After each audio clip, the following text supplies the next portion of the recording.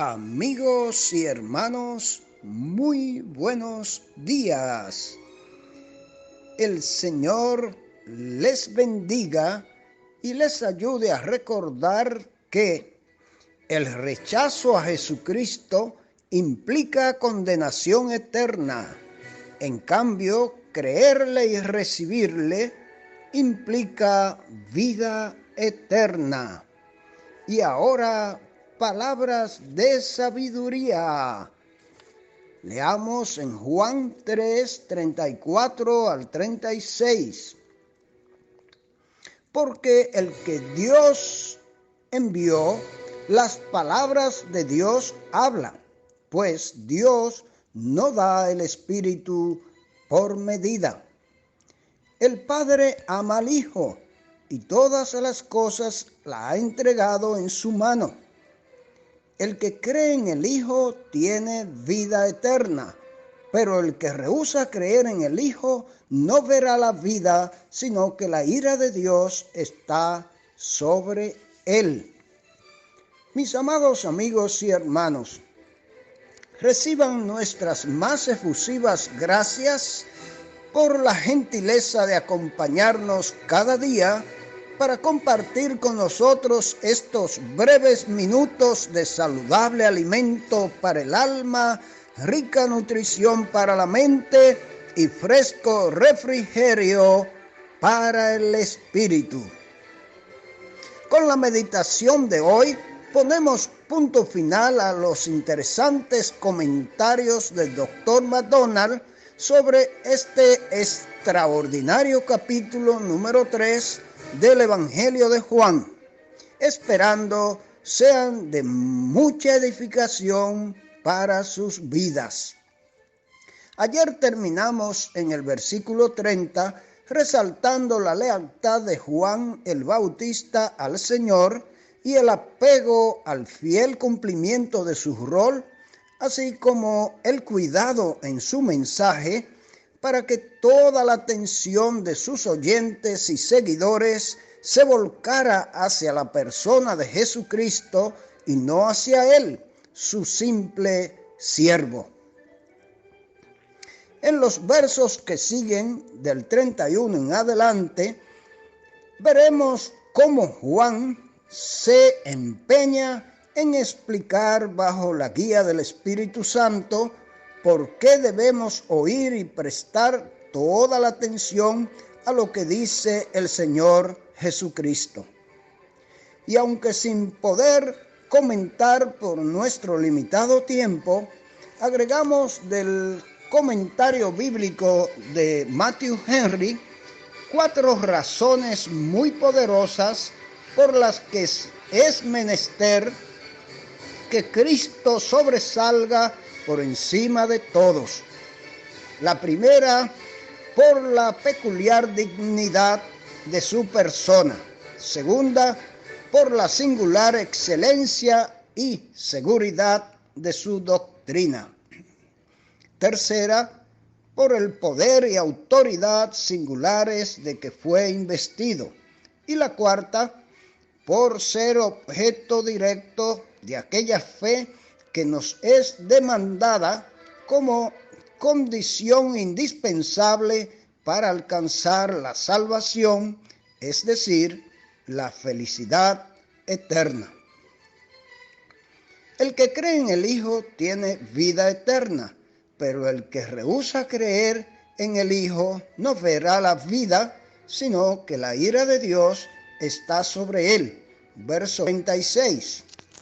Acerca de este verso en particular nos dice Matthew Henry. En 1 de Juan 5:12 hallamos las mismas expresiones casi al pie de la letra, lo cual nos confirma en la opinión de que esta porción refleja las consideraciones de Juan el Evangelista, no del Bautista. En este versículo se halla como el resumen y compendio de todo el asunto del presente capítulo y por tanto del Evangelio que debe ser predicado a toda criatura. El evangelista llega así al clímax de todas sus consideraciones en esta porción, como diciendo: entre todas las cosas que el Padre ha puesto en manos de su Hijo, está también la vida eterna a disposición de todo aquel que reciba por fe viva en la obra del Calvario al único Salvador del mundo. Enfatizamos que la fe, como el arrepentimiento, no son actos pasajeros, sino actitudes permanentes. Una persona no es creyente porque creyó un día, sino porque sigue creyendo todos los días. Por otro lado, la ira de Dios está continuamente pendiente, como la famosa espada de Damocles, sobre los que rechazan persistentemente el mensaje del Evangelio. Y ahora pongamos oídos atentos y los corazones sensibles, mis amados amigos y hermanos, para escuchar los comentarios del Dr. William MacDonald en la segunda parte de su tema, Testimonio de Juan el Bautista. Jesús es aquel que vino de arriba y es sobre todos. Esta declaración en el verso 31 muestra su origen celestial y posición suprema. Para probar su propia inferioridad, Juan el Bautista dijo que él mismo era de la tierra, era terrenal y hablaba de la tierra. Esto simplemente significa que en cuanto a su nacimiento, había nacido hombre de padres humanos. No tenía un rango celestial y no podía hablar con la misma autoridad que el Hijo de Dios. Era inferior al Señor Jesús, porque el que de arriba viene es sobre todos. Cristo es el soberano supremo del universo. Por lo tanto, es justo que las personas le sigan a Él en vez de a su mensajero Juan. Sin embargo, cuando el Señor Jesús hablaba, lo hacía con autoridad. Le contaba a las personas lo que él había visto y oído. No había posibilidad de error o engaño. No obstante, por extraño que parezca, nadie recibió su testimonio. La palabra nadie no debe tomarse en sentido absoluto. Había individuos aquí y allá que aceptaban las palabras del Señor Jesús. Sin embargo, Juan estaba observando a la humanidad en general y sencillamente declarando que las enseñanzas del Salvador fueron rechazadas por la mayoría. Jesús fue aquel que vino del cielo, pero comparativamente pocos estaban dispuestos a escucharle. El versículo 33 describe a los pocos que así aceptaron las palabras del Señor como siendo las palabras mismas de Dios. Por su aceptación estaban confirmando que Dios es veraz. Así es hoy día. Cuando las personas aceptan el mensaje del Evangelio, se alinean con Dios contra sí mismas y contra el resto de la humanidad. Entienden que si Dios ha dicho algo, debe ser verdad. Fíjate en cuán claramente este versículo señala la deidad de Cristo. Dice que quien crea el testimonio de Cristo reconoce que Dios es veraz.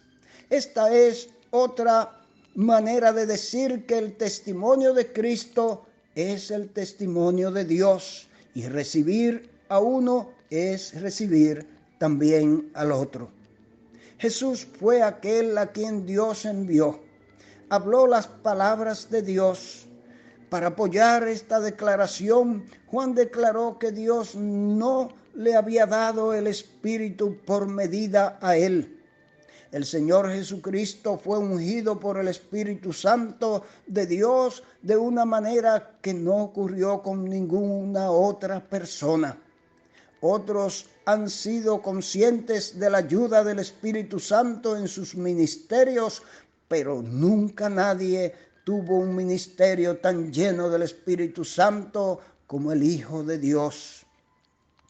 El versículo 35 registra una de las 7 veces en el Evangelio según Juan, donde se nos dice que el Padre ama al Hijo. Aquí este amor se manifiesta al darle al Hijo el control sobre todas las cosas. Entre estas cosas de las que el Señor Jesús se ha hecho cargo por completo están los destinos de las personas, como se explica en el siguiente versículo. Dios ha dado a Cristo el poder de otorgar vida eterna a todo el que crea en Él. Este verso 36 es uno de los versículos más claros de toda la Biblia sobre cómo una persona puede ser salva. La salvación no se produce por guardar la ley, obedecer la regla de oro, hacer lo mejor que podamos o trabajarnos el camino al cielo. Sencillamente es por creer en el Hijo. Recuerda que es Dios quien está hablando. Está haciendo una promesa que nunca puede ser quebrantada. Dice claramente que cualquiera que cree en su Hijo tiene vida eterna. Aceptar esta promesa no es un salto al vacío, es sencillamente creer en lo que no puede ser falso. Los que no obedecen al Hijo de Dios no verán la vida, sino que la ira de Dios ya permanece sobre ellos. De este versículo aprendemos que nuestro destino eterno depende de qué hagamos nosotros con el Hijo de Dios. Si le recibimos, Dios nos da la vida eterna como un regalo gratuito. Si le rechazamos, nunca disfrutaremos de la vida eterna, y no solo eso, sino que la ira de Dios ya pende sobre nosotros, lista para caernos encima en cualquier momento. Es que Dios no puede tolerar, mis amados, que rechacemos a su único Hijo y el sacrificio tan grande que hizo por nosotros.